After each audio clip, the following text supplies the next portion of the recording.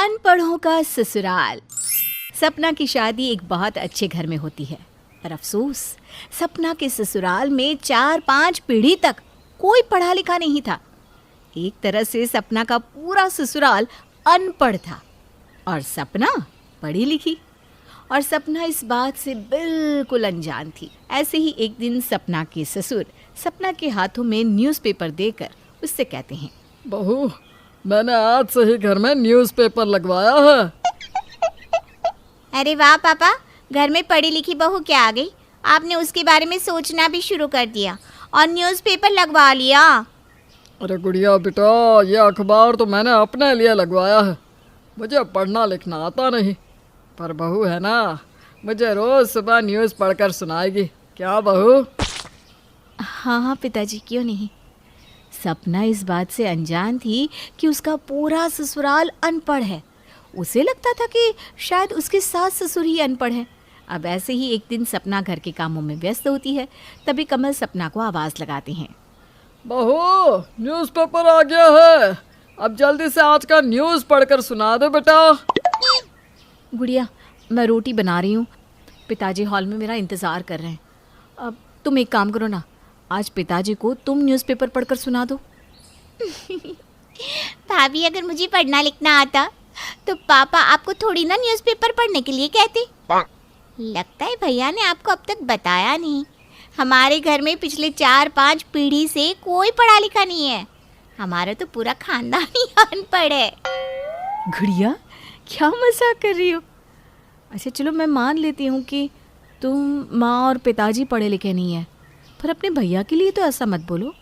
वो पढ़े लिखे हैं, तभी तो एमएनसी कंपनी में काम कर रहे हैं।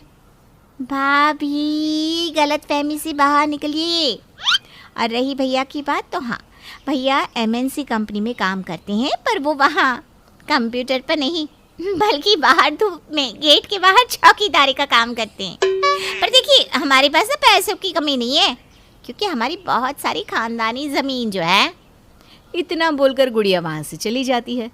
सपना को जब ये पता चलता है कि उसका पूरा ससुराल अनपढ़ है, तो उसके तो पैरों तले ज़मीन खिसक जाती है।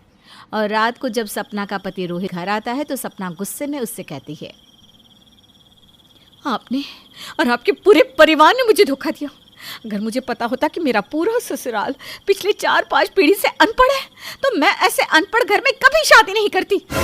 सपना, मैं मानता हूँ कि मेरा पूरा परिवार अनपढ़ है और मेरे घर वालों को भी यही लगता है कि मैं भी उनकी तरह अंगूठा छापूं, पर मैं 12वीं पास हूँ। पर अफसोस उसके आगे कि मैं पढ़ाई नहीं कर पाया, क्योंकि मुझे हर महीने घर में पैसे देने होते थे।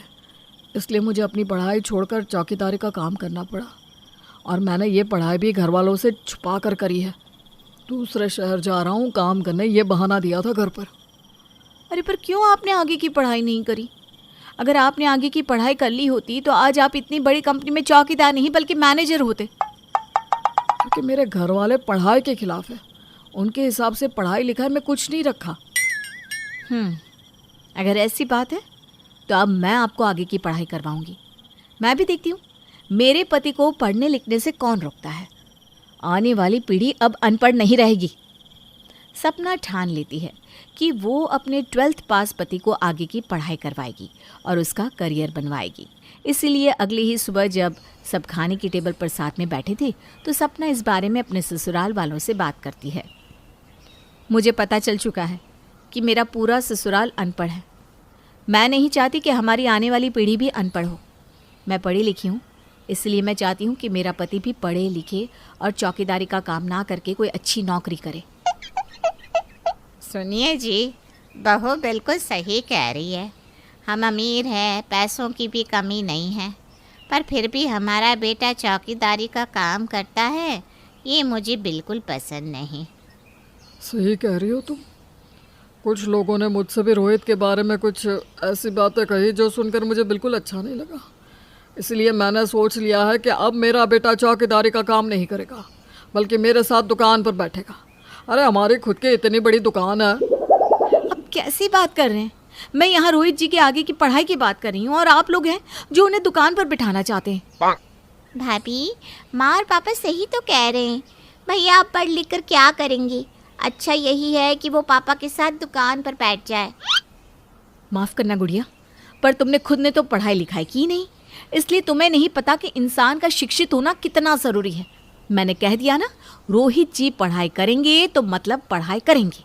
मैं भी देखती हूँ मेरे होते हुए रोहित जी को कौन दुकान पर बिठाता है। बहू, इस घर के मुखिया तुम्हारे ससुर जी हैं, इसलिए इस घर में उन्हीं की चलेगी।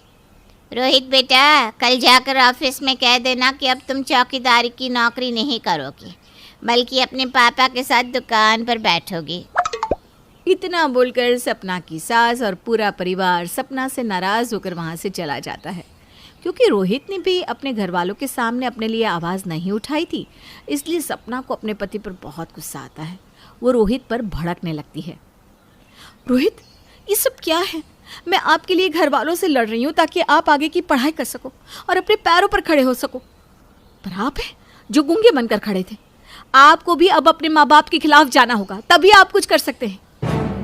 पर सपना, मैं अपने माँ बाप के खिलाफ कैसे जाऊँ? मैं अपने माँ बाप के खिलाफ भी नहीं जा सकता और ना ही दुकान पर बैठ सकता हूँ। रोहित का ये जवाब सुनकर सपना का गुस्सा और भी ज़्यादा बढ़ जाता है और वो रोहित से नाराज़ हो जाती है। एक तरफ पूरा घर सपना से नाराज़ था तो वहीं दूसरी ओर सपना रोहित से। सपना की नाराज़गी ख़त्म करने के लिए रोहित उसकी बात मान जाता है। अब गुस्सा छोड़ भी दो ना, मैं करूँगा आगे पढ़ाई, जैसा तुम चाहती हो वैसा ही होगा बस।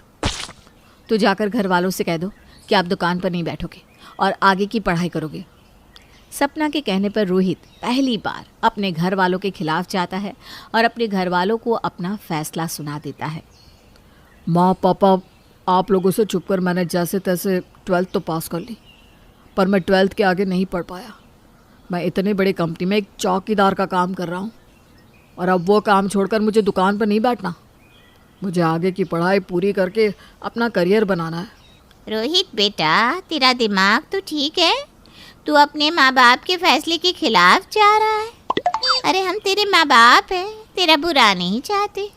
अगर तू दुकान पर बैठेगा तो तू अपने पैरों पर अपने आप खड़ा हो जाएगा, कल को अपनी बहन की शादी कर पाएगा।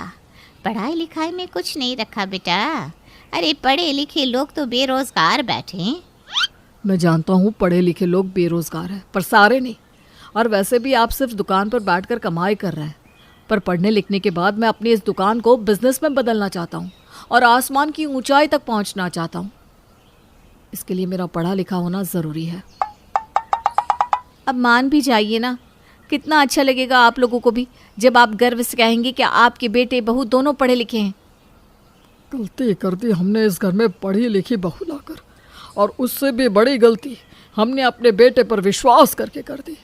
अरे हमारे ही नाक के नीचे इसने 12वीं कक्षा तक पढ़ाई कर ली और घर में किसी को पता भी नहीं चला। मुझे यकीन नहीं हो रहा, आज के ज़माने में भी आप लोगों की सोच नहीं बदली, पर मेरी सोच बदल चुकी है।